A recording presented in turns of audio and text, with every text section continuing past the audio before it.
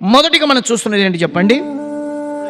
ఇప్పుడైతే మీరు కోపము అని చెప్తున్నాడు. ప్రియులారా, మానవుని శరీరములో మూల కేంద్రంగా ఏది ఉందంటే కోపము అని మనకు కనబడుతుంది. ప్రియులారా, మానవునికి కోపం ఎప్పుడు వస్తుంది అంటే ఎప్పుడైతే మానవుని హృదయము గాయపడుతుందో, ఎప్పుడైతే మానవుని హృదయము చంచలమవుతుందో, ఎప్పుడైతే ఒక మాట చెప్పినప్పుడు వినకపోయినప్పుడు ఎప్పుడైతే మానవునికి అది కనబడుతుందో అప్పుడే మానవుని దేవుడే ఆది కాలములోనే ఆదాము వలకి ఒక మాట చెప్పాడంటే తెలుసా? ఇది చెయ్యొద్దు నాయనా అని దేవుడు చెప్పాడు. ఆదాము వలకి ఈ పండు తినవద్దని చెప్తే, ఏ పండు అయితే తినవద్దని చెప్పాడో ఆ పండు తిన్నందుకు దేవుడు ఆగ్రహంతో కోపముతో నిండుకున్నవాడుగా మనకు కనబడుతుంది. ప్రియులారా, ఇక్కడ గమనించండి. ఇలా మన బైబిల్ చరిత్రలో ఎంతమందిని మీరు చూడండి, ఒక భక్తుల చరిత్రలో చూడండి, ఒక దుష్టులు అంటే దేవునికి వ్యతిరేకమైన వారి జీవితంలో మీరు చూడండి. దేవుని మాట ఎవరైతే వినరో వారి జీవితంలో దేవుడు చూపించిన కోపము, ఆ కోపాగ్ని ఎంత భయంకరమైనదో మనకి తెలుస్తుంది. అయితే ప్రియులారా, మానవునిలో కోపము చోటు చేసుకునింది.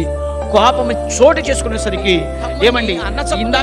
అన్నని తమ్ముడు చంపుతున్నాడు, కోపముతో తల్లిదండ్రులు చంపుతున్నాడు, కోపముతో భార్యని చంపుతున్నాడు, కోపముతో భర్తను చంపుతుంది. ఇలాంటి భయంకరమైన ఈ యొక్క లక్షణము ఎక్కడ కనబడుతుందంటే మానవుని జీవితంలో కనబడుతున్నట్టుగా మనం చూస్తున్నాం. ప్రేమైన దేవుని వారలారా, దేవుని వాక్యం ఏం సెలవిస్తుందంటే ఎఫెసీ పత్రిక 4వ అధ్యాయము 26వ వచనం మనం చూడగలిగితే, ఎఫెసీ పత్రిక 4వ అధ్యాయము 26వ వచనం, కోపపడుడి గాని పాపము చెయ్యకుడి, దేవునికి స్తోత్రం కలుగునుగాక. ప్రభు ఏమని చెప్తున్నాడంటే కోపపడండి గాని పాపము చెయ్యొద్దండి. ప్రియులారా, దేవుని మనం చూడగలిగితే దేవుడు తన జీవితంలో ఆయన ఎలాంటి వాడు అంటే ఆయన అనేకమైన లక్షణాలలో ఒక గొప్ప లక్షణం ఏంటంటే ప్రియులారా, ఆయన దగ్గర ఉన్న ప్రేమ. ఆ ప్రేమకు మానవుడు వ్యతిరేకంగా జీవించినప్పుడు, దేవుడు కోపంతో నిండుకున్నప్పుడు, దేవా నువ్వు ఎందుకు కోపించావని ఆయనకు అడగడానికి మనకి ఆస్కారం లేదు. ఎందుకంటే దేవుడు కోపపడిన దాంట్లోన న్యాయం ఉంది, దేవుడు కోపించిన దాంట్లోన న్యాయం ఉంది, ఆయన దండించిన దాంట్లోన న్యాయం ఉంది, ఆయన కోపపడిన దాంట్లోన యథార్థం ఉందని మనం చూస్తాం. అయితే ఇక్కడ గమనించండి, ప్రభు చెప్తున్నాడు మీరు కోపపడండి కానీ మీరు ఏం చేయకూడదు చెప్పండి? పాపము చేయకూడదు. మానవుడు కోపము వచ్చినప్పుడు పాపము చేసే అవకాశం ఉందని ప్రభు చెప్తున్నాడు. మానవుడు కోపం వచ్చినప్పుడు దేవుని విడిచిపెట్టే అవకాశం ఉంది. మానవుడు కోపం వచ్చినప్పుడు నరహత్య చేసే అవకాశం ఉంది. మానవుడు కోపం వచ్చినప్పుడు గొడవలకు దిగే అవకాశం ఉంది. మానవునికి కోపం వచ్చినప్పుడు దేవునికి వ్యతిరేకమైన పనులు చేసే అవకాశము ఉంది.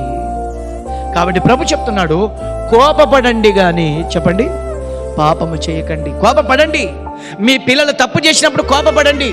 మీ కుటుంబంలో ఏదైనా దేవునికి ఆయాసకరమైనది ఏదైనా కనబడినప్పుడు కోపపడండి.